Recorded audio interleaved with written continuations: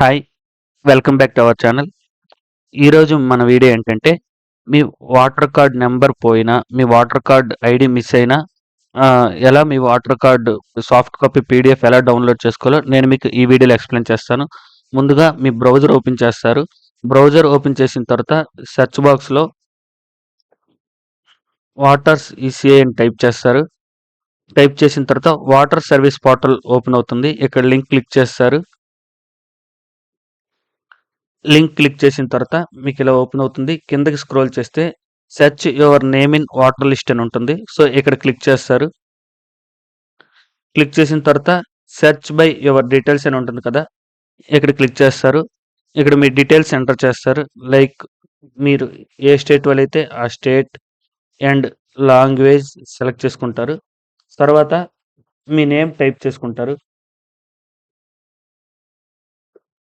And మీ relatives name type చేస్తారు. మీ father name or mother name.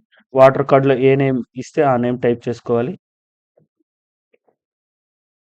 And మీ డేట్ ఆఫ్ బర్త్ అయినా, ఏజ్ అయినా సెలెక్ట్ చేసుకోవాలి. నేను నా డేట్ ఆఫ్ బర్త్ సెలెక్ట్ చేసుకుంటున్నా.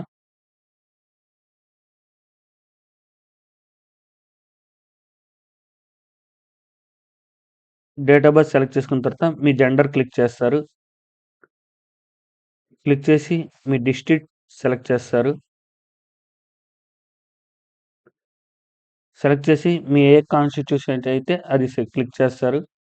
క్లిక్ చేసి ఇక్కడ క్యాప్చా టైప్ చేస్తారు.